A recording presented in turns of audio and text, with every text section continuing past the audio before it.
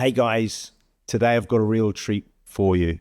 I sat down with David Kurzhal and we talk about his amazing journey going from being a stockbroker to part-time YouTuber to screenwriter to actor to fighter. It was an absolute pleasure. We talk about him growing up in army base camps, growing up loving martial arts like I did. That's how we became friends, and really what his whole journey has been. It was a really interesting look back into what has been an amazing journey, and his career is just getting started. Thanks, Dave. I hope you guys enjoyed the chat as much as I did. Cheers. Dave, how are you? Always great, man. Thank you so much for taking the time, brother. I'm looking forward to this session big time. Oh, it's going to be a lot of fun. I look forward to it too. So can you give a quick introduction as to who you are? And we'll then throw back a little bit in terms of how your journey has unfolded, but please give a quick intro. Yeah. There's so many look, it's almost like how people build a character within themselves and that takes on a life of its own. Like if you think about somebody who I listen to all the time, Eminem, like he's Marshall Mathers, right? The third, but he's Eminem, but he's also Slim Shady. And each of those are different personalities. They're almost like their own person in a way, even though it's one guy. Yeah. So like as a person that I was born as was just David, right? But then I became the Viking Samurai, and it's really kind of blown up in a lot of ways where I get people that recognize me at the movie theater, they recognize me at the airport. I literally have gotten two people a couple years ago recognize me in Italy, which is crazy because Crazy. most of my audience is in America, and then like maybe 10% Canada, 10% UK, but it's like 2% Italy, right? But literally like two people on the street. Actually, one of the guys was a guard in the Sistine Chapel. Wow.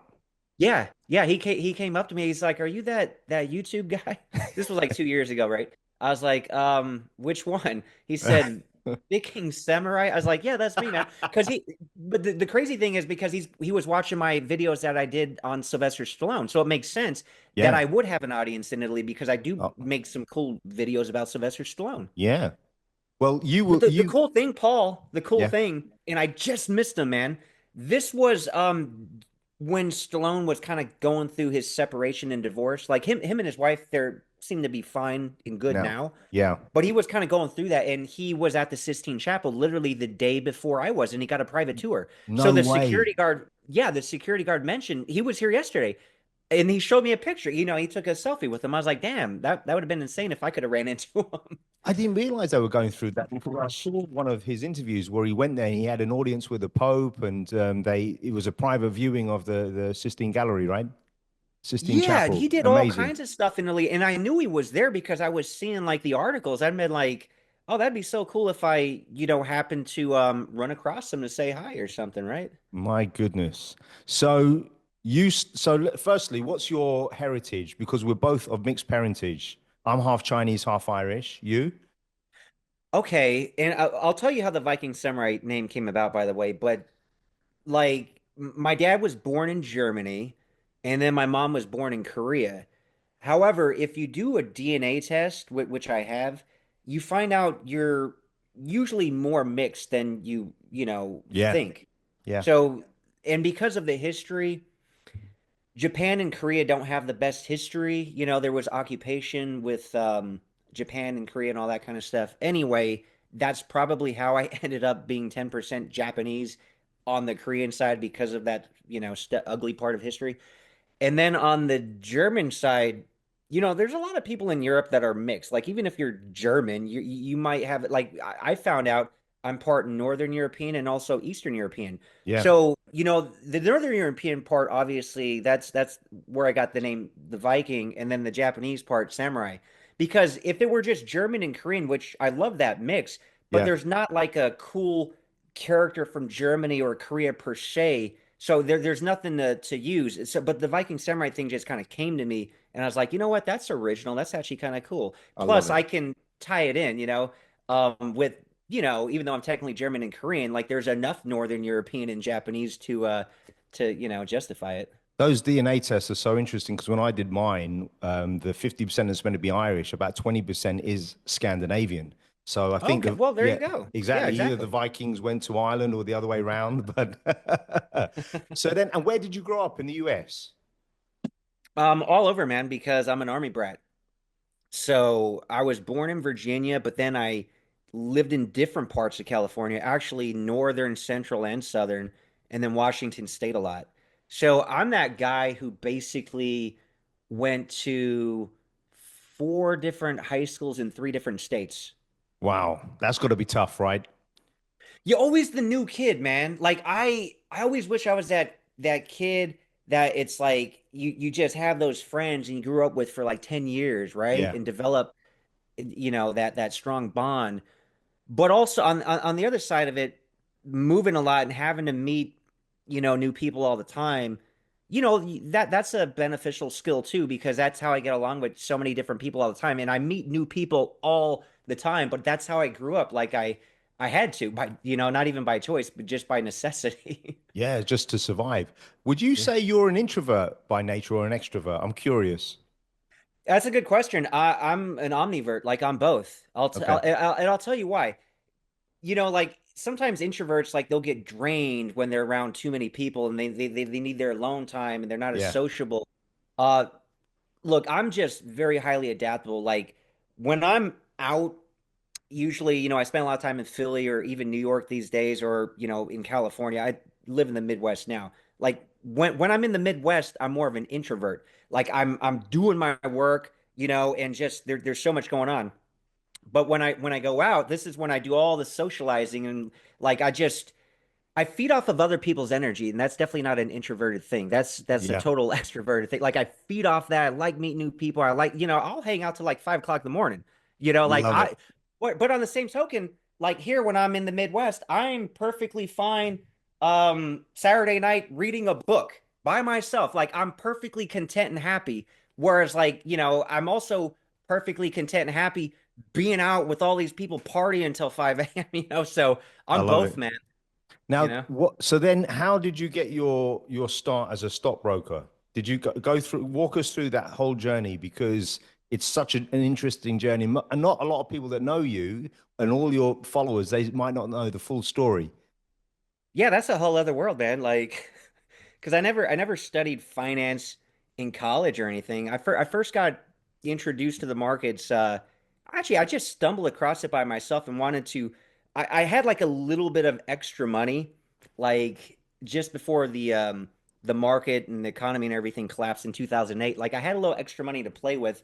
So then I started tinkering around with stocks, and of course, like most people buy those junk stocks like the penny stocks and you lose your money and then you trade and then you lose your money and then I was tinkering around with Forex, but eventually if you stick with it, you start learning what you're supposed to do and then you start making money and then it becomes a lot more fun. But prior to that, I actually went to film school. So my degree is actually in film Yeah. in Southern California. Yeah, at CSUN. But then I was kind of pursuing the movie and acting thing, and then I was working at a company in Burbank that I ended up getting. I ended up moving up pretty high in the company where I couldn't just leave to go on an audition. So I kind of was stuck there, but you start making a little bit more money, and then you start getting comfortable and complacent, which happens with a lot of people. Because I ended up being a project planner and a supervisor there, and I was like, okay, this isn't so bad. The acting thing's not really working out anyway. So, anyway, fast forward, I had moved to the Midwest and I was trying to figure out like, okay, what am I going to do now? And I kind of closed the chapter. Like the book was still half open when because I was living in Southern California, so it was still like half open to pursue the acting thing because I'm in that area, Yeah. right? But I kind of like figured the chapters close of pursuing that once I moved to the Midwest. It's just like I'm not even living over there. I'm like in the middle of the US and I had saved up some money, so I had some time to figure out what I'm gonna do. I was like semi-comfortable. It's like I could live off of this for like a little bit and let me just kind of figure out what the next chapter of my life's gonna be.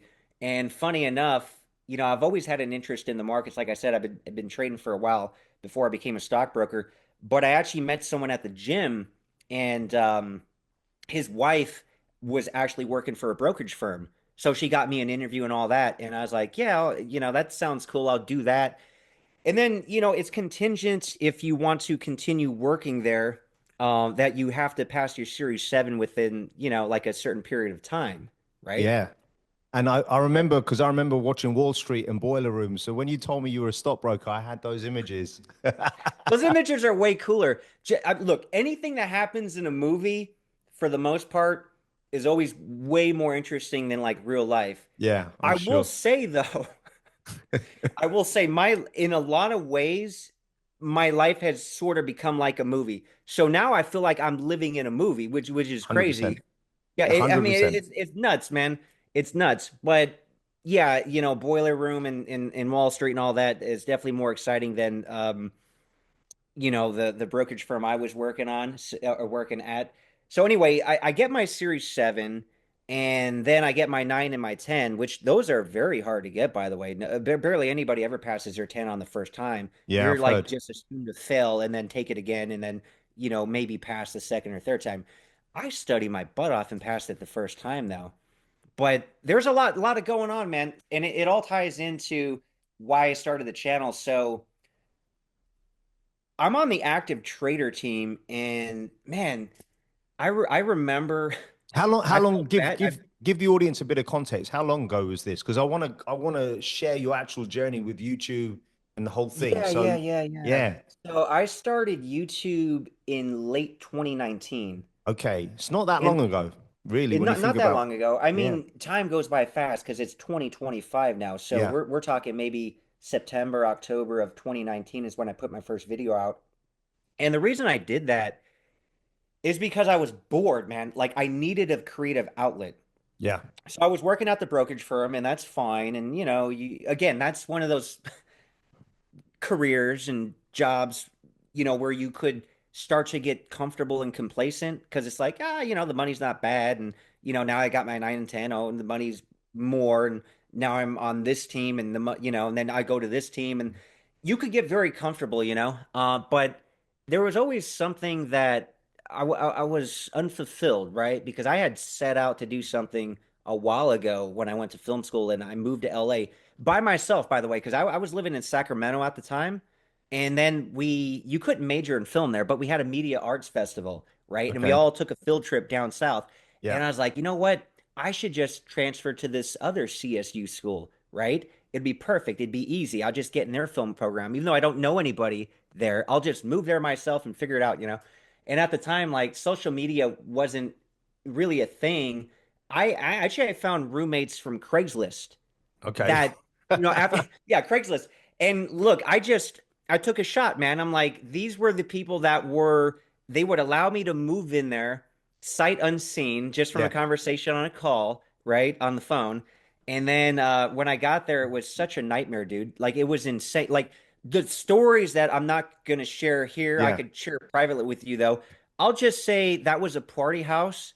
Oh There was a man, lot of interesting activity going on with you know I heavy can, rock and roll I'm type. Like going I'm there. just like I'm living in this. This is like Yeah. this isn't conducive to studying for college. Living in a place like that, it's like a beyond a wild frat house type thing. And I'm like, I'm just like What the anyway. It hell? was an interesting experience. And the wife who was there was bipolar, so that made it interesting. And they had an open relationship. I'll just put it that way. So. Okay. Yeah. Anyway, so I moved there. Did you get a discount on the And rent though? That's the question. what's up? Well, you said they were in open relationship. So did you participate and get a discount on the rent?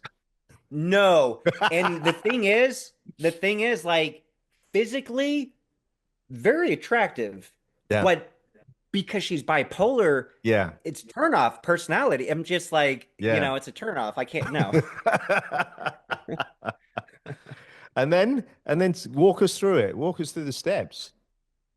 Man, yeah, I found other roommates that were they ended up being potheads, but very laid back. So I just ended up moving in with them, and then eventually, my brother actually moved down. Yeah, Is this he was is he after older college. or younger? He's older, Okay. and he actually. Okay, so here's the funny thing, man. I got him a job at the company I was working with at the time, because again, this was after college. And he's like moved up so far. I think he's like the third highest guy there. He's like the vice president of tech operations. So Wow. he's doing very, very well there. And I and the company, like his role and the company expanding actually worked out for him quite well, you know. But I ended up moving to the Midwest, and whenever I go to California, though, I just stay with him, which is really cool, you know. It's nice. And then, well, that's wonderful. And then when you set up the YouTube channel, did you have any goals, or you were just thinking, I'm going to put some content out for fun? What were you thinking? I was thinking I need a creative outlet, and I didn't even know what direction the channel was going to go. I needed something to like edit though. So I filmed myself fixing my garage door when it broke. And Okay. again, I'm that guy that I like to figure things out. Yeah. Like I'm the guy that'll just jump into the deep end, and like I'm not gonna drown. I'll figure it out somehow. You Yeah. know, that's how I got into a lot of stuff. How I got into trading, how I got into boxing. It's like I'll figure it out. You know, I Yeah. figured out very quickly that having a background in taekwondo and karate doesn't help so much because you don't keep your hands up and you don't have the head movement. Yeah. So, we'll talk more about that training, but literally, I'm walking around with black eyes all the time, and people give you funny looks because they don't know you're training in boxing. They Yeah, just think, exactly. "What is this guy just getting? Is he uncivilized? Is he just getting in street fights?" Like, no, this isn't a boxing gym. This is, but you get funny looks, man. But I'm just like that guy. Like, I started putting computers together, like in 2005, because I needed a new computer, but I didn't just want to buy like a Packard Bell or something. I wanted to build it. It's like I'm gonna make my own computer. I Love had it. no experience in that, but I put together a pretty cool computer. And then like a lot of the stuff I got into, funny enough, my brother ended up getting into and taking it to another level. Like the PCs that he builds are Yeah. insane. And then I got into trading, and then he got into trading. But he's the guy that got me into weightlifting. Oh, how old were you when you started? Because I've seen pictures of you when you were 18 and 19, and you're as jacked. You was jacked back then, as much as you Dude, are I now. would I look like this at 16, not all Yeah. natural, and I'm still all natural. Like people in high school, and look, when I look back now, Yeah. I could see why they thought I was on steroids Yeah. because nobody looks like this. I mean, especially natural in high school. Yeah. Like Yeah. I'm repping 315, I'm curling 135, and I was a skinny kid. Literally, when I started working out, I was 95 pounds at 13. No Now, way. granted, you go through Boom. puberty and a growth spurt, but by the time I'm 16, I'm like 180, like And lifting man weights. and is it, your brother's got a similar physique, or did he have back then? Oh, very similar. So Yeah. So yeah. we were both what I would call athletically gifted. Now obviously you have to eat right, you have to train all the time, Yeah. and I train like a maniac. But even, if you rewind back, even in elementary school, we used to have the little elementary Olympics where you have the 50-yard dash, the long jump, all that kind of stuff. And Yeah. like I still have all these, well, my mom has them, all these ribbons of like first place. I've never not at least got third. Most of them are first or second. I'll tell you the funny thing. The only kid that really beat me, by the way, I, Yeah. I look back at pictures from elementary. He's like in elementary, like 6 inches taller, Wow. just some big, black kid, very, Yeah. very athletic. I'm just Yeah. this little half white, half Asian kid. I'm like, I could see why he beat me. I mean, he's like, 50, he's 50% bigger than me. Did you He only beat did me a couple of times. So I'm just saying, like, even at that young age with you no could tell? training, me and my brother were still jumping farther than people, running faster than people, monkey barring faster than people. Yeah. So there's just that natural athletic talent. So, like, if we were in China, for example, these are the guys that the government would snatch me and my brother and like, And put okay, you you into go to the this camp, you're yeah. gonna be the Olympics when you're older, type thing, right? Well, I remember reading Arnold Schwarzenegger's Encyclopedia on Bodybuilding. I think I was 16, 17 when I bought it. And it was the first time I read about what an ectomorph, endomorph, mesomorph Oh, sure. is, and it's just, but it's fascinating. You must get asked all the time, are you clean? Are you natural? I'm sure Dude, all the time. And yeah, people like, look, they're either gonna believe you or they're not. Now the people who put the work in and yeah, get good results, they'll believe me because yeah, that's achievable. But the people that don't, they'll see anybody, with any sort of muscle, and if they got a six pack, automatically they're just like, oh, they're taking stuff. But these yeah. are guys that like they haven't trained for years, they haven't eaten clean for years. Because if they did, they'd be like, okay, this is kind of achievable, I guess. Well, listen, as I said, I've seen your pictures throughout, and it's clearly it's obvious, right, that you've dedicated your life to this. Oh yeah. Yeah. Once I started at 13, I never stopped. Like ever, you know? So when did the channel go from fixing garage doors to putting out contents about the 80s action movies? What Yeah, was yeah, that's a good what question, was man. the Because I yeah, the I did genesis need behind some that? kind of direction, right? I did Yeah. need some kind of direction. I was just again, me being that guy, like I'm just gonna start it and I'll figure it out along the way. That's always how I've been, you know? So it evolved, and this goes back to when I was in film school. I was the only guy like talking about Rambo and Bloodsport, and everybody else is, talking about their artsy films or Citizen Kane and all that kind of stuff. I'm saying like these films, there's a there. It always pissed me off when people say they're stupid action films. It's like, no, they're not. Like they're very well put together, and there's a lot of thought behind a Yeah. lot of this stuff with Rambo, First Blood. I mean, even Rambo First Blood Part 2, James Cameron was the original screenwriter. And I then didn't know Sloane that. kind of did Wow. some rewrites. Yeah. Wow. I mean, so you had literally have geniuses that wrote these things. Yeah. Yeah. First, Far First from Blood stupid action films. First Blood is easily one of my favorite movies. It's amazing. When you go back and you watch it, it still holds up today, right? Oh, yeah, 100%, man. My favorite is like First Blood Part 2, but that's because I grew up watching that almost every day. So, growing up on the army base, my dad was too cheap to ever get cable or anything. So, we never really had any channels, you know. Yeah, me too. But he did have a VHS recording on the same tape, Rambo 2 and Rocky 4. So me and my Okay. brother would literally watch those like every So, day. so Rambo 2 is your favorite Rambo. Which is your Yeah. favorite Rocky?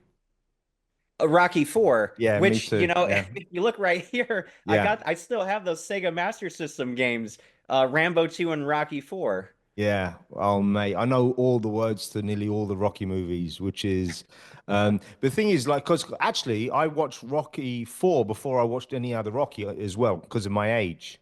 And I remember my friends going to watch it at the cinema and I wasn't taken, and they had pamphlets. And I remember them bringing them back, and I would ask to read through the pamphlets. And I think that's missing nowadays. I actually went onto Amazon and bought the Rocky 4 booklet. It was brilliant. Nice. Yeah. Check it out. I of course watched Rocky 4 first, and then part 3 after that because somebody in high school had recommended it, and I loved that. And the funny thing is, the first time I seen the first Rocky, I was probably like 15, and I wasn't feeling it. Yeah. But this is because I grew up Yeah. with the fast-paced, crazy training, Of Rocky music 4. video Yeah. montages of yeah. So like, and again, being 15, I couldn't appreciate the actual story because That's right. I'm inexperienced. I'm just like, oh, it's all about Rocky 4, you know.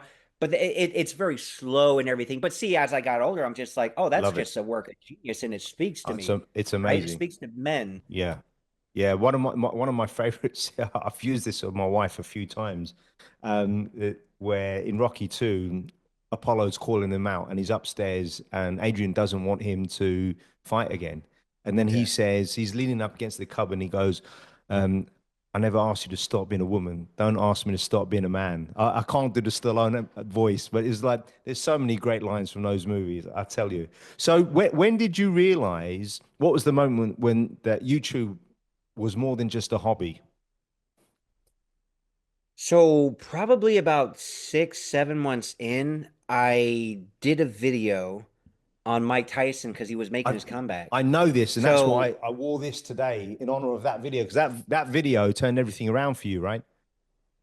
oh, big time, man, because up to that point, I was getting less than 100 views on a video, maybe a couple hundred. I think I had one video where I was talking about Conor McGregor in the UFC. It got like 3,000. I was like, that one was kind of like, oh, I got a little bit of views on that. But then there'd be another video gets like 57 views, nothing.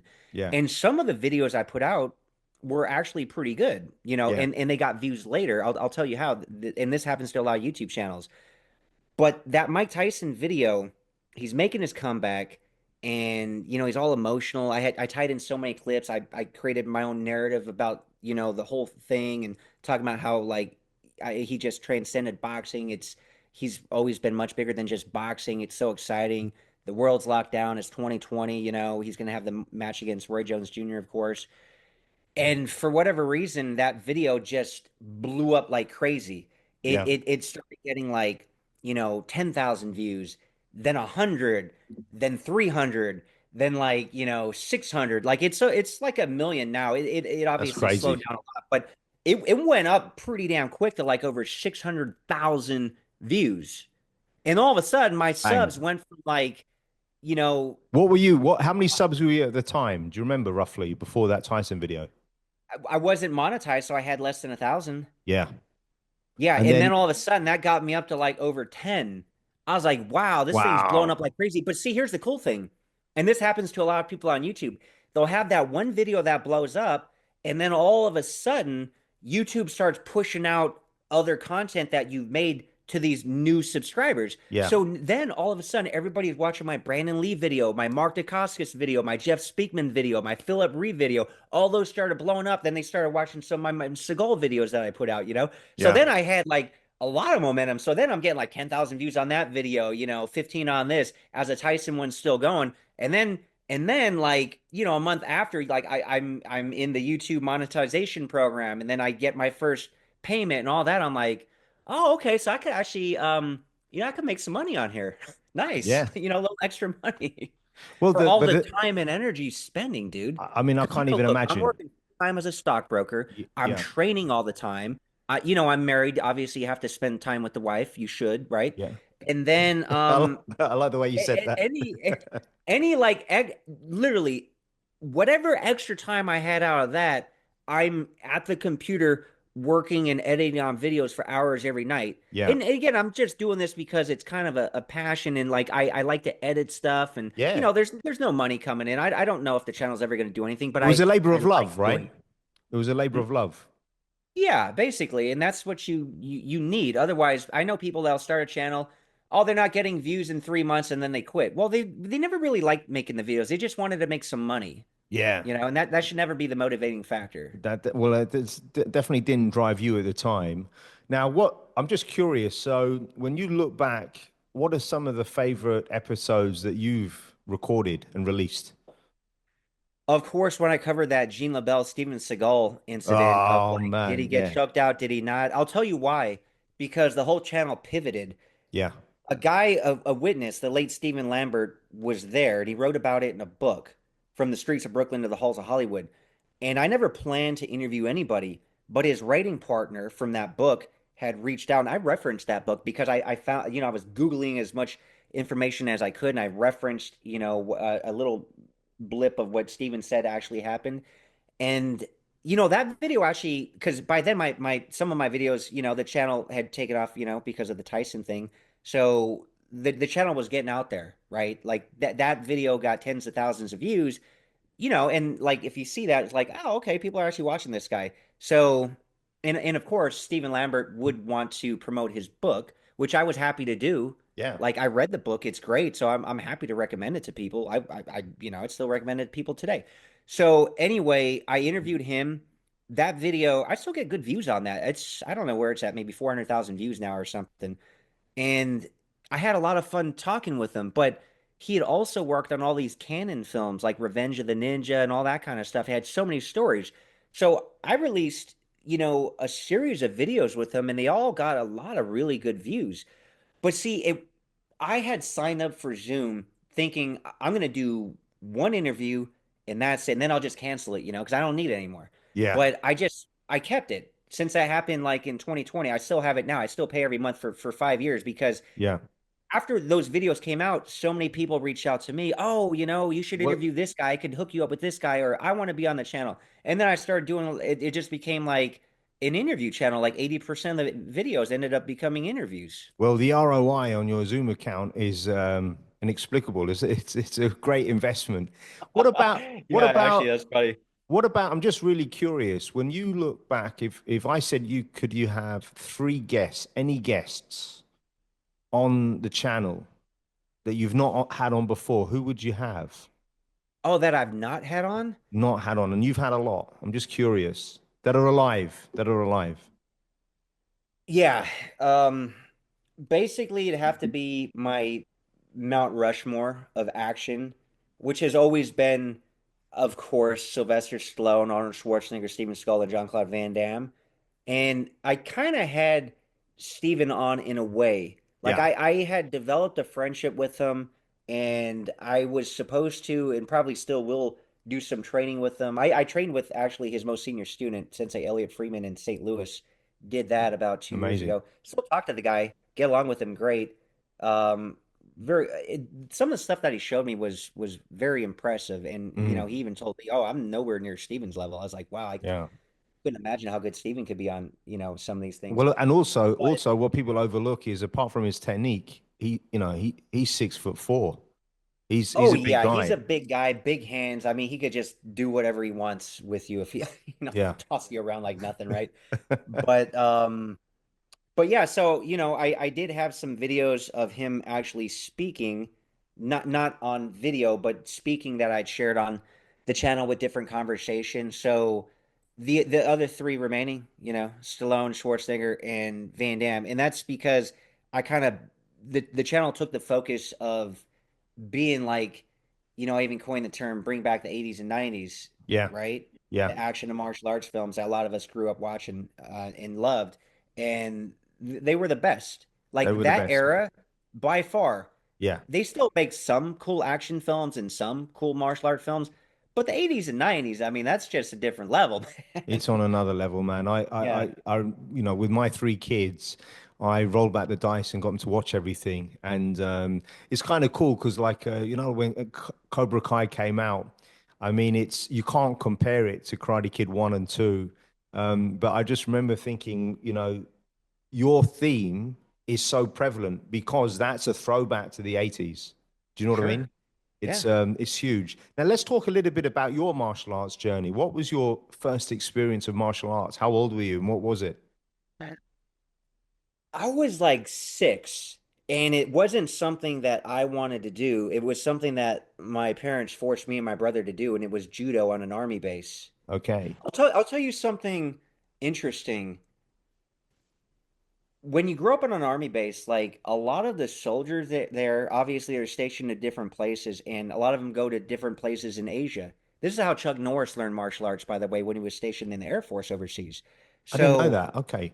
yeah, it's interesting. So literally my neighbors, they were doing stuff that I didn't really know at the time, but they Yeah. were they were doing grappling in the 80s. They were doing like jujitsu in the 80s, Yeah. you know? And so they obviously took that back when they were stationed overseas. And then we even had a ninja that lived down the street. Like, I Mad. mean, the guy was impressive. Like, he would literally put an apple on a kid's head, blindfolded, and cut it in half, Flipping or it. on a kid laying down on his stomach. I seen that, and he would let us throw like the throwing knives in the side of his tool shed. Yeah. Like all the kids in the neighborhood, like because he's a ninja. Like Yeah. and again, this is the 80s. Yeah. I mean, the guy had legit training, Did but you for us, by all purposes, like this is a real life ninja, and did we you could train ever with him. watch sorry to interrupt. Did you ever watch, I'm just curious because it's one of my favorite ninja movies is Sakura Killers. Did you ever watch that?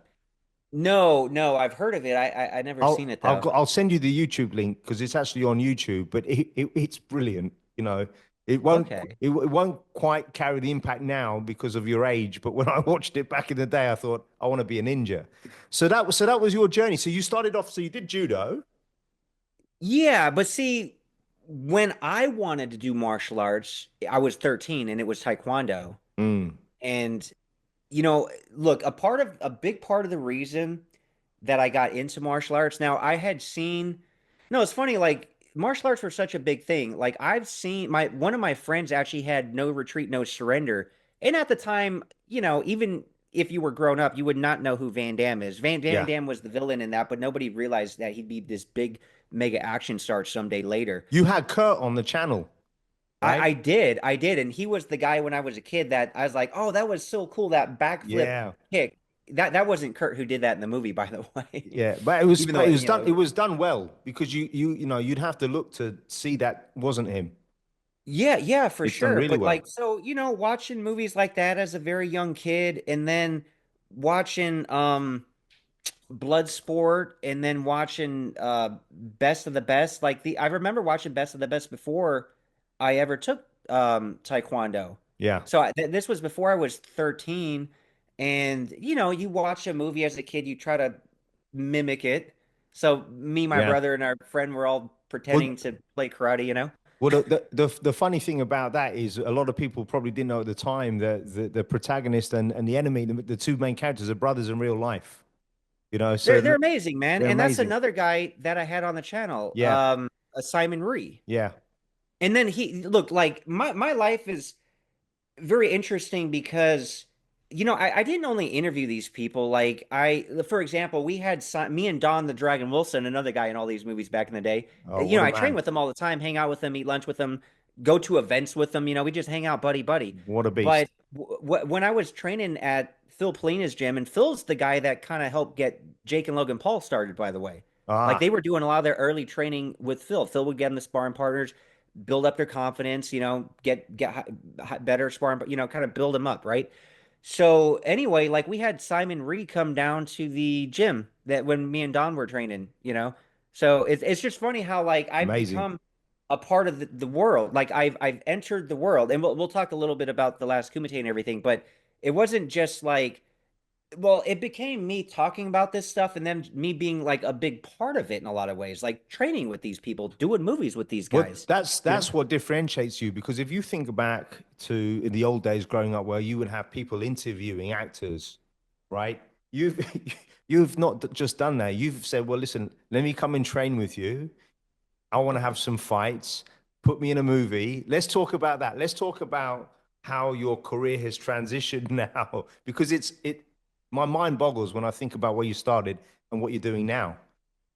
You know what's funny? It's just building the presence because I had like a lot of people comment, because I share some of my journey on the channel, right? Yeah, Like sometimes I'll share workout tips or a little bit about my journey and other things. And then, people like who watch the channel, they know, oh, this guy's actually, he's a good martial artist. He's not just a fan of action films. He trains all the time. He's got the physique, he can move, etc. So, I had a lot of people in the comments section, oh, you should be in martial art movies and you should do that, and even on Instagram. But then I had people actually reach out to me, right? Like, and again, like a lot of people might have a project in mind, but they don't have a finished script or they don't have funding. But I keep the conversation alive. You never know where they're going to be in 3 years, right? 100%. I You love know, that. you, Yeah. you you you develop those relationships over time. Maybe this guy ends up being a great director, and because you were nice and kept the conversation going and you guys kind of motivate each other. I mean, you never know where that's going to go at the end of the day. Maybe it goes nowhere. Maybe you guys both be in a huge movie in 5 years, right? Yeah. Yeah. Yeah, but so my big break though was the last Kumite. Mm. And I had so it's actually kind of interesting because the producer Sean David, he knew of my channel, right? Because he's very passionate about the 80s and 90s martial arts. So he had actually approached me quite a bit before they ever did their Kickstarter that ended up, they had private funding too, but they made a pretty good amount through Kickstarter because people were very interested, bringing all these guys back, Billy Blanks, Kurt McKinney, Muhammad Kesey, Cynthia Rothrock, all these people, Matthias Hughes, a lot of great names in there. Amazing. But he had reached out to me and wanted to see if I wanted to get involved in some way. This was very early. I still have that email. And I said, you know what? Like, I wish you luck on the project, but I think it'd be a conflict of interest because at the time, was working with another guy and, he was going to bring back like one of these iconic studios. He claimed he owned the rights to it and I all this remember. other stuff. That turned out not to be exactly true. I didn't know at the time. Yeah. I went with it, and I was, working with him. But anyway, it would have been a conflict of interest with what I was doing with the other guy, and then Sean.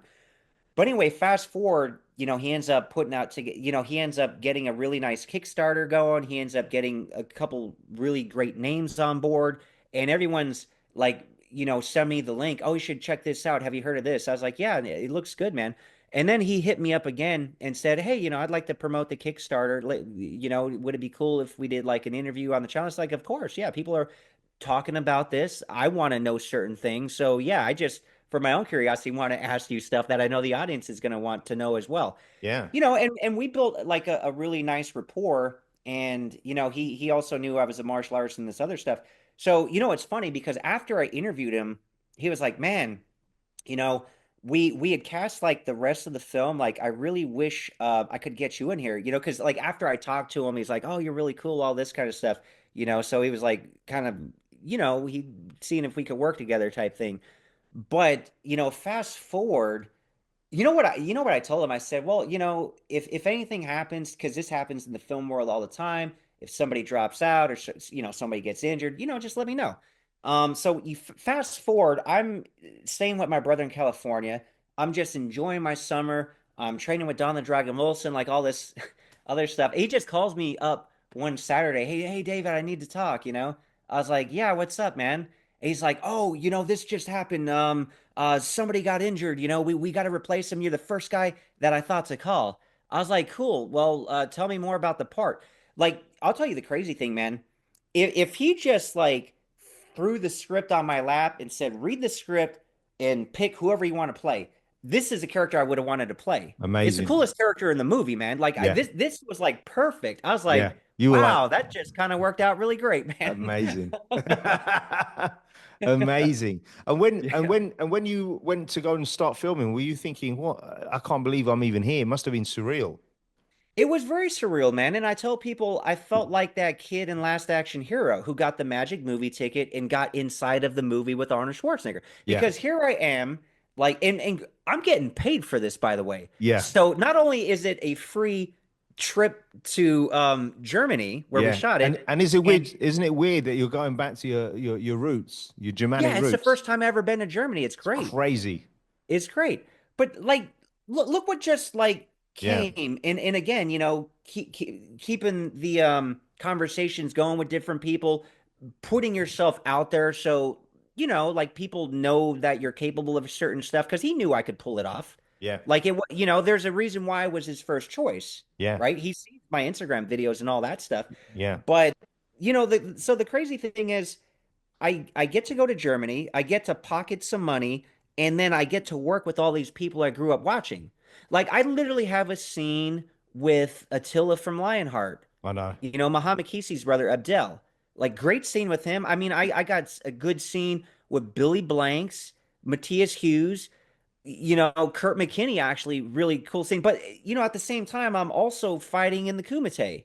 Well, And by the way, Sean, you yeah, know, real quick, sorry. Paul. Yeah, go on. Sorry. One last thing, Yeah. because Sean sees me doing my helicopter kick like Yeah. Van Damme and Bloodsport all the time. He's like, "Do that in the movie," Okay. and like literally, if you buy the Blu-ray on the back, it's me It's you doing doing that. the helicopter kick. So it's like in Bloodsport, as far as martial arts goes, was my favorite martial art movie growing up. Yeah. So I'm in and I'm stretching every day in front of the TV on the with the VHS tape, watching the training or watching the fight. So and for me, that was like the ultimate showcase of athleticism. That was like my favorite move of all the movie stuff. That was like the Yeah. coolest thing ever. Well, it's And the then I'm hardest kick. literally It's the doing hardest it. kick It to is do. very hard. And then I'm doing it like in a Kumite in a movie. It's like, Yeah. wow, that's kind of surreal, right? Well, the other thing is you just mentioned Billy Blanks and Mr. Kissy, and they were both in Lionheart and AWOL, which is arguably True. one of my favorites Van Damme movies. Oh, I love that There's movie. that scene where because people forget Billy Blanks was in it when they're in the Sahara Desert, and he's with the Foreign Legion, and he decides to break free, and Billy Blanks is in that scene, and it's just where he stabs the guy in the hand, and he does the reverse kick. Is amazing. So Oh, it was great, man. One thing, Paul, I forgot to mention about the martial arts. So the reason that motivated me, one of the motivations, and I'm glad, like as much as I think I don't like bullies. Nobody should. That's not cool. But if I wasn't bullied when I was 13, yeah, 12, 13, like it wouldn't have motivated me to like, okay, I need to start lifting weights. I need to learn karate. I need to defend myself because I'm not comfortable at school. Like these kids, I swear, dude, in middle school, some of these kids were adults. They were like yeah, 6 foot 220. I'm just like, this guy, I'm this guy's literally gonna throw me in the trash can, man. Like I need to be able to like effing fight, you Yeah. know? So there was a real threat where I wasn't comfortable in certain this was kind of a tougher middle school on the army base, by the way, man. A lot of I can because it was imagine. California, we had a lot of Crips and Bloods and other Oh people shit. doing stupid stuff, you know? So I didn't feel that safe. I needed to learn something, man. So Yeah. anyway, yeah, so I give credit to the Bullies because I could have easily went down another road, probably gotten into drugs like a lot of my friends, you know, all kinds of bad stuff. But like the gym and the dojo just like kept me on the right path and out of trouble, Yeah. thankfully, you Yeah. know. As it does. And yeah, man, so that was a big motivating thing of why I got into it. Now let's then transition because so we started talking about your career on the acting side, but let's talk about you becoming an actual fighter as a result of all of this and, you know, really putting it all on the line, bro. You know, it's something that like I always wanted to do.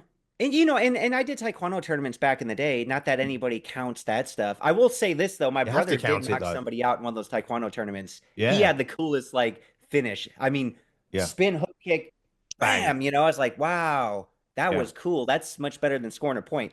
You Yeah. know?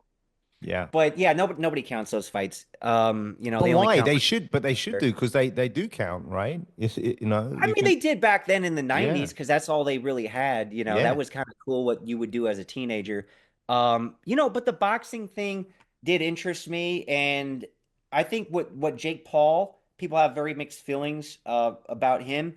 But I like what he's doing as far as promoting boxing. Oh Like he man. literally helped, you know, those two women recently make more money than any female boxer ever has. They got Oh, it's more great. eyeballs on them. He's doing great at promoting stuff. How can you not respect what he's done? I mean, listen, he's everything he does is by design, and he's making an absolute fortune. I mean, come Yeah. on, you got to rate it. How can you not rate that?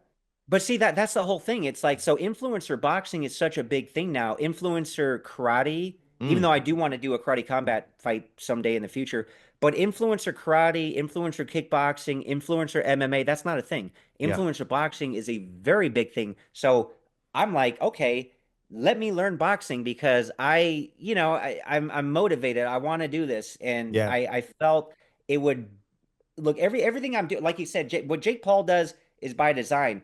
What I'm doing is by design as well. You know, obviously on a smaller level than Jake Paul right now. yeah. But even when something else that I recently got into was modeling, like fashion modeling. Like I was in New York not that long ago at a United Nations event, you know, sponsored by on a Wow. runway in New York with a really great designer.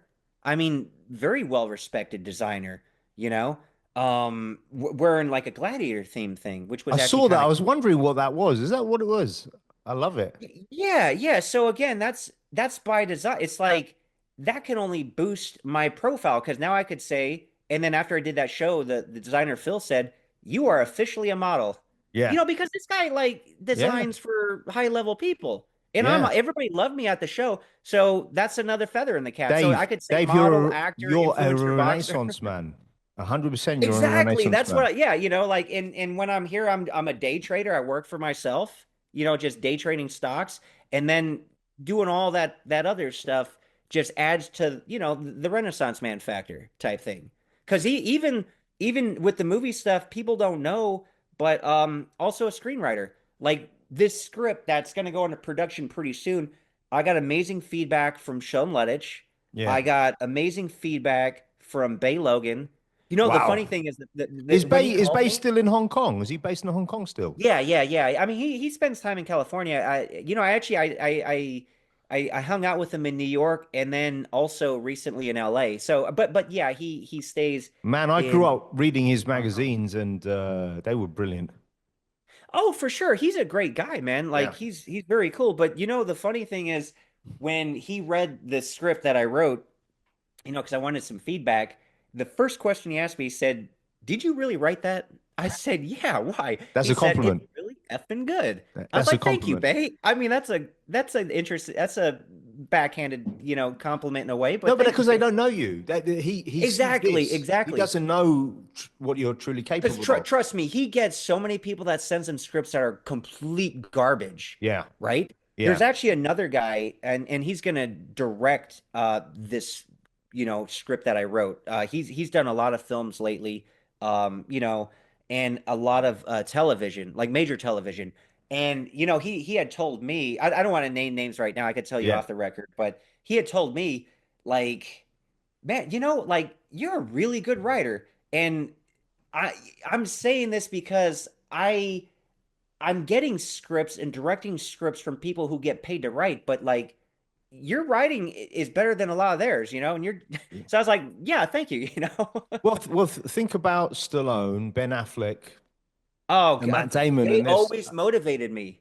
those Yeah, two Matt Damon, right? stories, Good Will those Hunting. two stories, right? And then I was watching an interview with Matt Damon and Ben Affleck, and they said they created a role specifically for a famous actor because they knew if they created a really sexy role where someone could come in and shoot in a couple of days, they might be able to attract somebody. And then they landed Robin Williams, and I mean, I cried in that movie a few times. And in fact, when I look back at some of Robin Williams' movies, they just blew me away.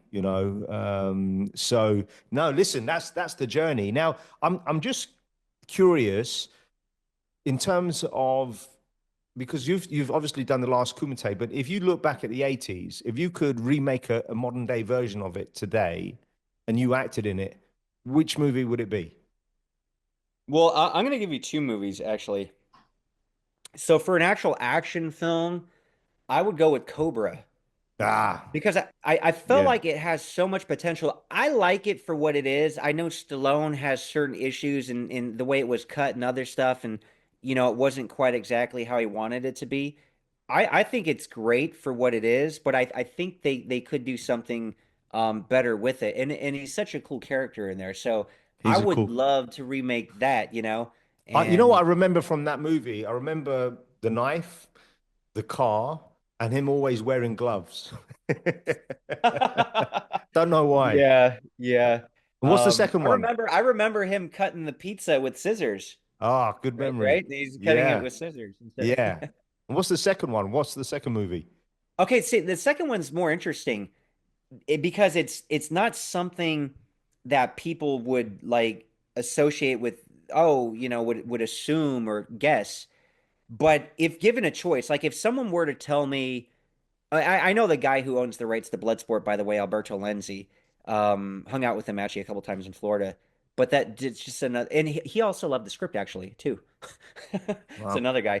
But people would, if somebody asked me like, "Hey, would you want to be in the remake of Bloodsport?" I'd be like, "No, man." Like everybody would just say you're just some Van Damme knockoff, like Daniel Burkhart was with, back in the day, or like Yeah, Alon Musai with Kickboxer.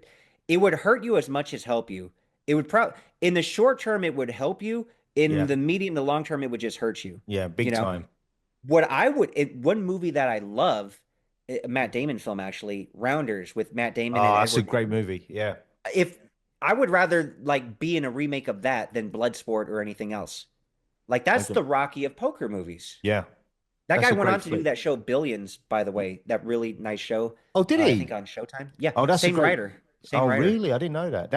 I actually recommended that to one of my staff the other day. I said, don't watch it in front of your parents because there's a few sex scenes but Billions is a great show. It's interesting because when you think about it, like Lionheart in the UK was called AWOL, and it's kind of it pays homage to Hard Times with Charles Bronson. Oh yeah, that was a great movie. Yeah, sure. But in its own right, I mean, I think Lionheart's better. I think it's an amazing movie.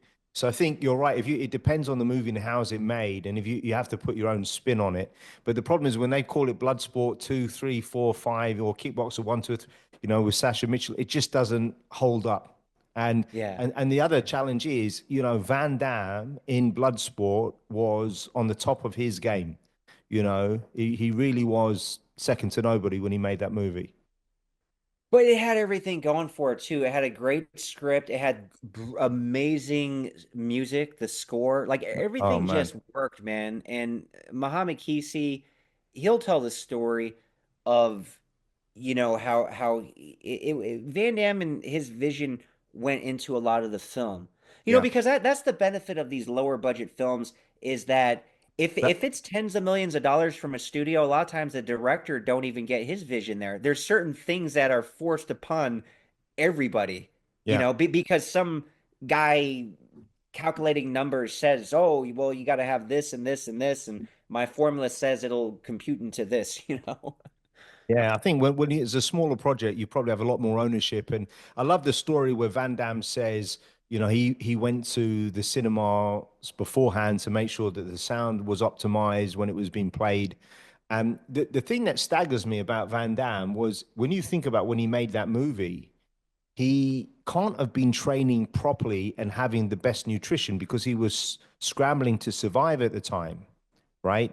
Um, yeah, He I had think youth about on his side. I think he was like 26, but yeah, I agree with you. They were struggling at the time, you know. I mean, it's I know he just, trained a lot at the Jet Center. oh You know, really? everybody was there. Billy Blanks, Benny the Jet, obviously, Jeff Langton, like all the guys were training there. And that's why they got a lot of the guys to audition from the Jet Center for Lionheart, you know, because he already knew those Oh, guys. well, I didn't realize that. Well, the thing is, Yeah. what I think it's very difficult. How do you really define this? But there are some people that have charisma that Oh, comes sure. out on screen because you'll see better martial artists. You might even see people with better physiques. But it's how does it all come together? Now, just explain to us what is the difference between training for a movie and training for a fight because they're completely different. And Oh, well, yeah. I mean, you get hurt a lot more training for a fight. You know, like I was telling you earlier, you know, I'm walking around with black eyes all the time. Actually, shattered my orbital. shit, Oh, I took a really hard straight right. It like, man, you know, like you get the double vision. yeah, And by the way, like you shouldn't be hard sparring, you know, and agreed. I got to work my head movement defense more. And this was over a year ago, you know. But I remember just even trying to blow my nose. It felt like my eyeball was going to fall out. Now, obviously, when you're training for a movie, that ain't going to happen. You Yeah. know, you're not getting your black eyes, your cuts, your shattered orbital, you know. Well, also, I think when you're training for a movie, there's an element that you want to look a certain way, whereas for a fight, you're thinking about function, right? You need Yeah, to be for able to sure. I perform. mean, you want to exaggerate certain movements in the movie, right? And then in the real fight, you know, the complete opposite. Everything's shorter, right? Everything's more It's tighter. it's different. Well, the thing that amazes me about you is because I've done weights since I was 17. I've never been able to put on the mass that you have, but you've put on the mass and you're still flexible. Again, I've never been able to do the split. So when I look at what you're able to do, I'm just blown away. Now, what have been some of the keys to you being able to hold on to your muscle mass whilst being flexible and agile? Just share some of the secrets with us. You know, I think building it at such a young age, and especially naturally, I was telling another guy a couple days ago, you know, it's like even if I wanted to, you know, now granted, if I didn't eat anything for a month, I'm gonna shrink. But just in general, when you build the and I built it through heavyweights when I, you know, was young. Yeah. So there's like a certain density there that's always going to be with me. I remember I was trying to shrink my forearms before. I was like, you know, like when I put on button shirts and roll the sleeves up, the forearms are too big. It's like I can't though. There's just like a certain density that I built at a young age, you Yeah. know, being all natural that is always going to be with you, Yeah, right? that's what Arnold used to say. You need that foundation of lifting heavy. Yeah, yeah, for sure. I mean, see, now I can maintain doing sets of 20. You Yeah. know, just getting pumps. Like I'll still have you know, it's just there. And how many times are you training a week now, weights? I am doing that. I got a 5 day split. Okay. So I Walk me hit every through it. body part twice. So Okay. you know what I do is I go push, pull legs. So it's, you know, chest, shoulders, tries, back, buys, legs, day off. Then I do upper body. You know, and I do different movements on that, but everything in the upper body is being, you know, hit in some way. And then I do legs. So that way I could hit everything twice a week, you know, in 5 days. And what are your favorite lifts? Give me your top three favorite lifts or exercises. I mean, I was always more of a bencher. You know, people have your dead. I never got in the deadlifts, squats. You know, I Are you in and out. are you still Um, doing flat bench or barbell, or you moved to dumbbells? well, you know, I did dislocate the shoulder on Same here, August bro. 9th last year, Fuck. and it took a while. Now it's fine now. You know, like it probably took me 5 months before, I felt comfortable where I could do pull-ups again. Now I was doing that assisted one, Yeah. that so you're not pulling your whole body, just to kind of fill it out, the lat pull down stuff like that. But look, I'm the guy that was still in the gym the next day, like in my sling, not working this, but I saw you doing doing upper, that. the left side on machines and everything, and doing my legs and still doing my cardio. But over time, I started, 10 pounds on the machine, just kind Yeah. of like, okay, that's 20 pounds. But then, maybe like 2 months ago, I'm like, and this was a big thing I had in my head. It's like, let me get back to like the 100-pound dumbbells on the incline. Like that would be Yeah. pretty good if that shoulder Yeah. It holds could up, hold it feels up. okay, and like, yeah, okay, that's actually feeling fine. And doing my pull-ups, I started doing them explosively again yesterday. I mean, I was doing pull-ups again for a couple months now, But but like gingerly. explosively where it's like Yeah. that shoulder's feeling nice. Because my Yeah. main thing is if you dislocate the shoulder, you got to be really careful you don't dislocate it again because Yeah. that shoulder capsule gets loose and I could do that and they'll just fall out. Like literally, guys will do that, falls out. It's Did that did you screwed up. dislocate And then it they got to have benching? surgery. They'd have to have surgery. Yeah. Well, that's what happened to me. Did you dislocate your shoulder bench pressing? No, crazy enough, it was a freak accident in the boxing gym. Okay. What happened? Well, I was southpaw and the other guy wasn't. And when you're doing the opposite, a lot of times feet get tangled up, Yeah. right? Yeah. But like, so he had stepped on my foot and then like threw a combination, and I was trying to move back, but see the foot, is stuck. So all of a sudden it jerked weird, and then like I was, I tried to salvage and not like go down from like tripping, right? Yeah. But then last minute I knew like, okay, I lost my balance. I'm gonna go down, and then I turned and like landed, with the boxing glove, and it just popped. Ah. Okay. Yeah, I was like, and then, dude, it was crazy, because I mean, I felt it pop, and then I started feeling pain. But look, I'm training for my fight Yeah. that was supposed to be on September 28th against Sugar Shane Mosley, right? One of the I greatest of all know. time. Amazing. Opportunity of a lifetime, I talked him into fighting me by the way, and also helped How the did you talk him into fight? negotiations and everything. Because Well, I I did know a you, lot behind the scenes. but how did you talk him in without saying too much? Because he's a nice guy, you're a nice guy, and I can't I imagine you did were it in a smack very talking. respectful way. That's the key. There was no smack Yeah, talk, right? exactly. Yeah. Because and that's why we remain very cool. Yeah. Because there's some people that will try to get a fight with one of these guys on that level, Yeah. and they'll just turn him off. Yeah. They'd be like, I never would want to do anything with this guy. Who's this guy? He's Yeah. a jerk. I did in a very respectful way. You know what And made me laugh though? When you guys took your tops off, I thought maybe Sugar's going to be out of shape, but he wasn't. He oh, was dude, in. he looks great. He's walking He's around at 180 lean with a visible six pack. mate. He looks I amazing. mean, he's looking really good. He told me he's gym rat, trains all Yeah. the time. You could Yeah, see it. You could see it. sure. It's interesting because the reality is if you do weights a lot, I didn't realize that's how you did because I was bench pressing, my shoulder went, and I remember um, when it happened, I thought, oh shit, and I tore the pec off the bone. Mm, And I had to have two surgeries, and I just thought, oh, so now you have to work around those injuries and do different things. sure. And how did you tear your bicep recently, last year? What happened? Can you say, or was it a bedroom activity? Also, boxing. Sparring Ah, actually. what hooking? No, with the jab, it was weird, dude. Like, and because I think the way it snapped and got deflected, it was just such a freak thing. Yeah. You know, I mean that's been a nice surgery. There was nerve pain for a while, but see, that's Some, another thing. yeah. So then when that happened, I'm kind of like in a semi-cast thing, but I'm still in the gym the next day, but I'm just doing my right side, So I'll do whatever I can, man. Like if I broke both my arms, I'm gonna be working out my neck. Like I have to do something, I know. Well, look, I want to ask you because I'm just always curious because you've always been somewhat impartial on the show and objective, but I just want to ask you a few things. So, if I Sure. said to you, not MMA, but what's your favorite martial art of all time to do? Oh man.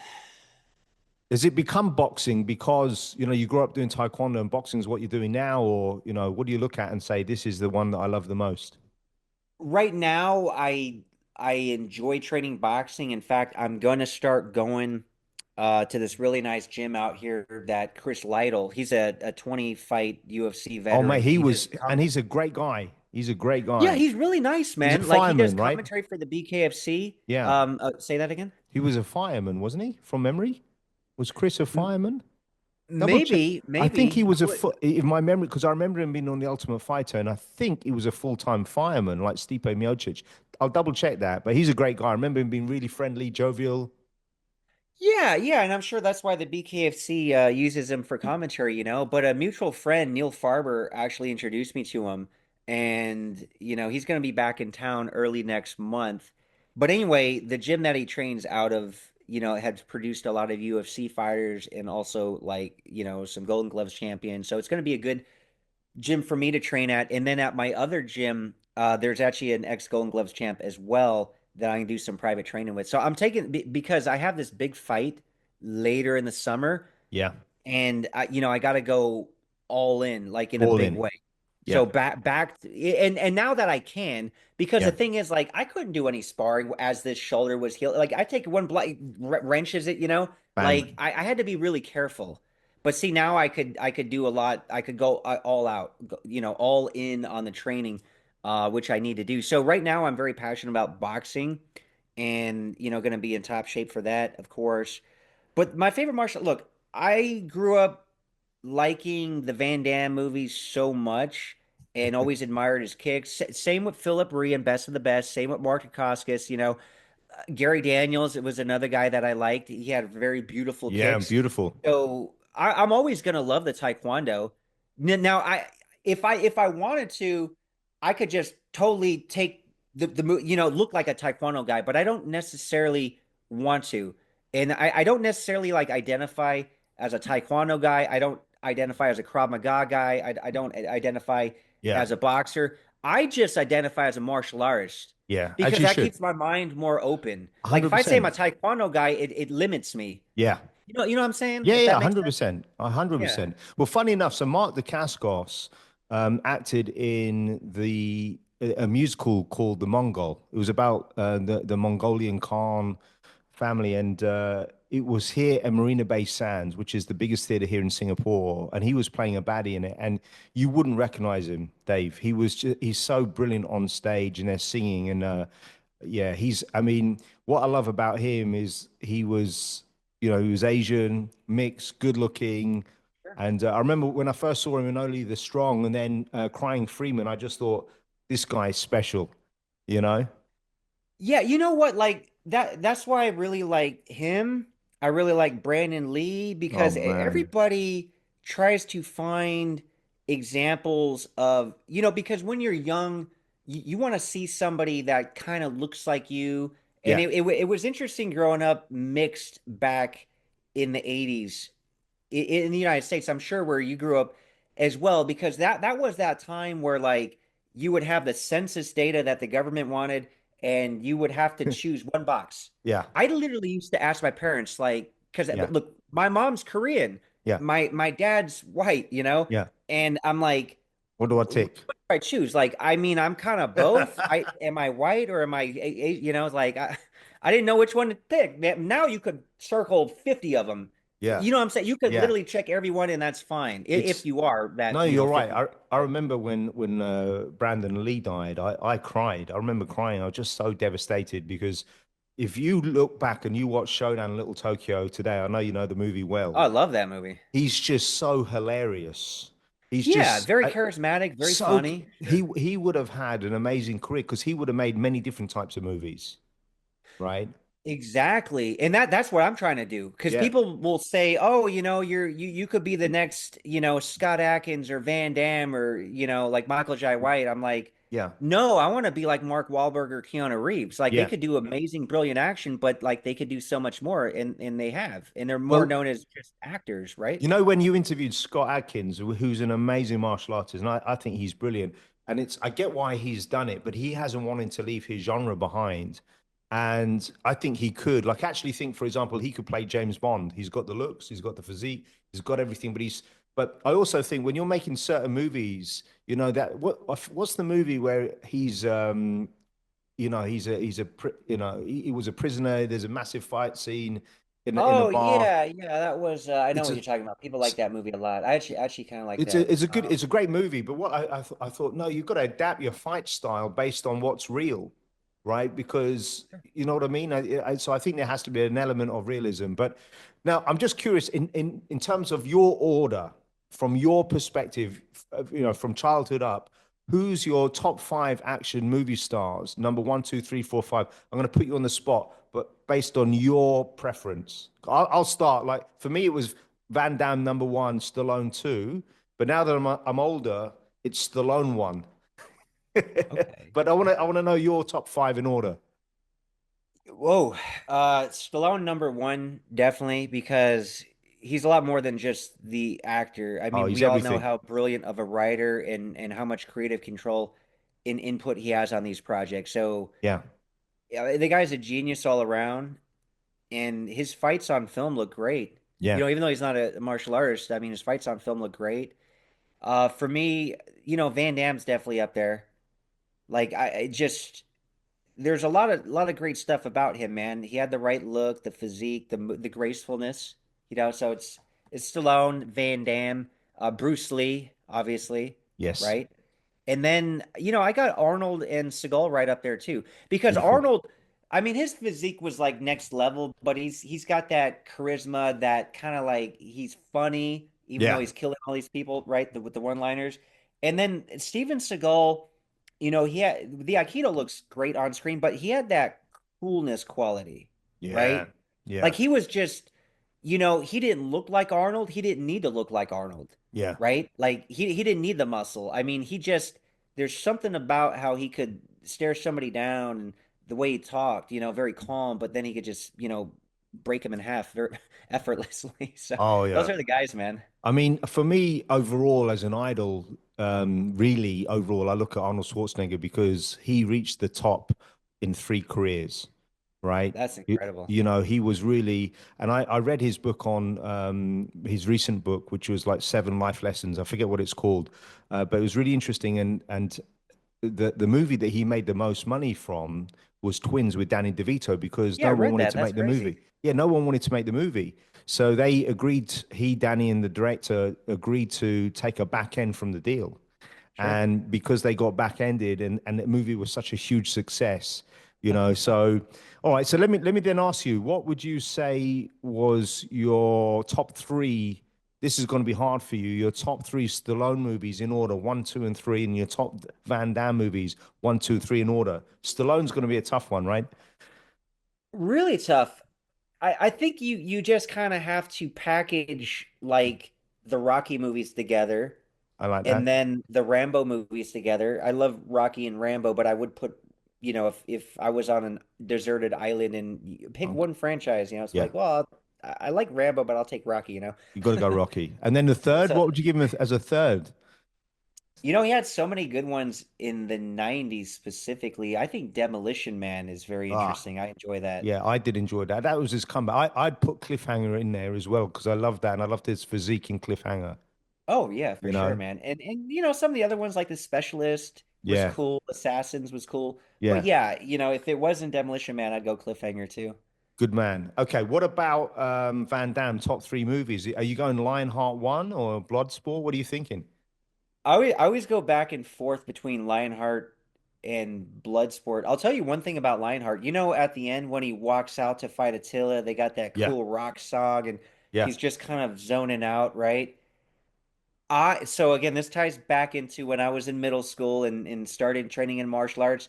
I would literally watch that scene every morning before I went to the bus stop. yeah, Because at any day I could have faced my Attila and yeah, I needed to get in the zone and I'm starting to build some confidence because now, would the early Taekwondo work on that 6 foot, 220-pound guy? I don't know. But in my head, it would. And yeah. I think that alone is a deterrent. You Yes. see, that's the cool thing about martial arts. Like when you start training martial arts, you don't like fights don't like happen. Yeah, your Like all my everything fights changes. pretty much were like before I started getting serious in the training. And then Yeah. I think because there's just that certain way you carry yourself, whether you can effectively use it or not, there's just that don't F with me type of thing Yeah. coming off of you, right? Yeah, 100%. So you go Lionheart one. What's two, three? Blood sport. So Lionheart, blood sport, and then I mean, people would always say kickboxer. I like kickboxer. I don't love kickboxer. Um, I'd say hard target actually. Okay, John Woo. I love Double Impact because Oh my yeah, of course. my Double well, impact. because I love the Hong Kong backdrop, but my favorite fight scene, although there's one edit in it where they use the wrong foot on the famous helicopter kick, but when you go back and watch it, it's where Van Damme fights Bolo, Yeah. and they're there throwing barrels around, and I just remember I was when that came out, I just thought this guy's on another level. And obviously they were together in Bloodsport, and Bolo was in Enter the Dragon. What's your favorite Van Damme fight scene? Oh man. It would be one of the fights with Bolo. Bloodsport and Double Impact, they're both brilliant, Yeah, right? yeah. Oh man. Um, top three favorite physiques, and what's crazy is your physique rivals all of their physiques, but top three physiques in terms of action movie stars Oh man, like at their peak. Yeah, The way Stallone looked in Rambo 2. yeah. Oh, you like Rambo? Like I thought you were going I to say like them a Rambo little 3. I more thought you were going to svelte. say, Huh? I thought you were going to say his physique in Rambo 3 because he's bigger in Rambo 3, but he's He really he cut. is, and I would actually prefer between 2 and 3. Yeah, I feel like in 3 he's starting to kind of get that it's a little unnatural looking. yeah, Like it's almost a little bit too much. yeah, Whereas 2 is that's the one that's like again, I would like something a little bit bigger. Like between 2 yeah. and 3 would be ideal, right? Okay. So, best physique of all time, martial arts action movie star. We won't include Arnold because that's just different. But your preference, Yeah, I mean, you're you going going in Stallone, for you're with going Arnold or Stallone over something. Van Damme. Van Damme and Bloodsport looked amazing. Yeah, I yeah, mean, I interviewed Scott Atkins. He said, I mean, that was, even for Scott Atkins, he was like, wow, that's perfect, yeah. I think so. And he had fantastic biceps. And now listen, I'm going Van Damme, man. Van Damme all day because he had the symmetry, he had everything, and it worked. He had the flexibility as well. Oh, Um, sure. Yeah, the whole and now, package, man. if you could have a fight scene with any action star, past or present, who are you going to film that with? I would say I would go with Bruce Lee actually. You know it, brother. It would be very interesting because some of the style would be almost if you seen Bruce Lee and Van Damme fight. Yeah, Because some of my style, like people could see the Van Damme comparisons. yeah, It's almost like, how Kobe Bryant was inspired by Michael Jordan. I mean, yeah, he's still Kobe Bryant, he's still original, but yeah, you could see some Jordan in for that. sure.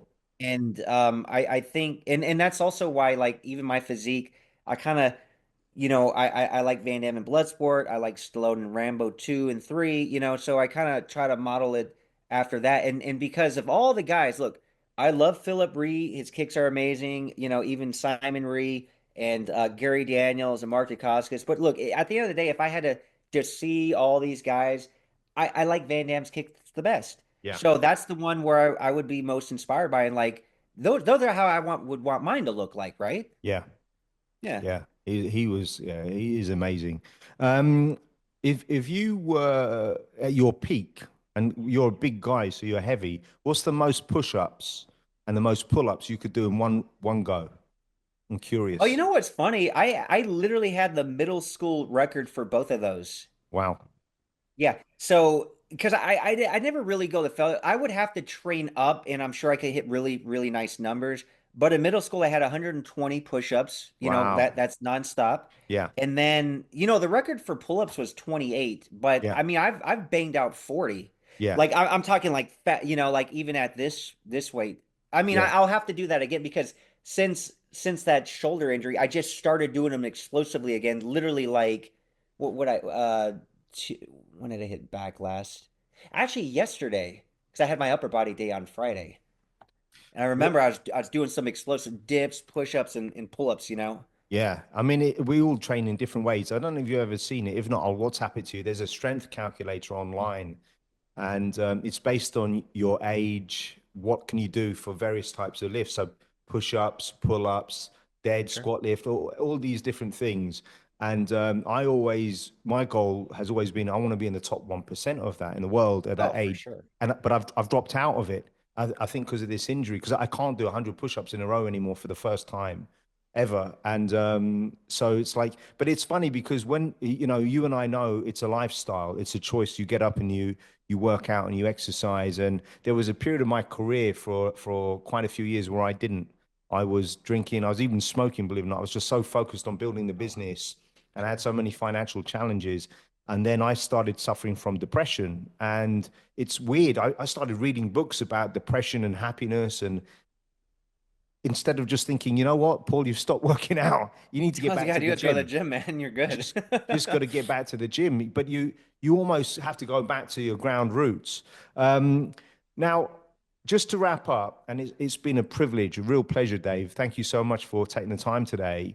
What can you tell us about some of the future projects that you're working on, and what's ahead for you?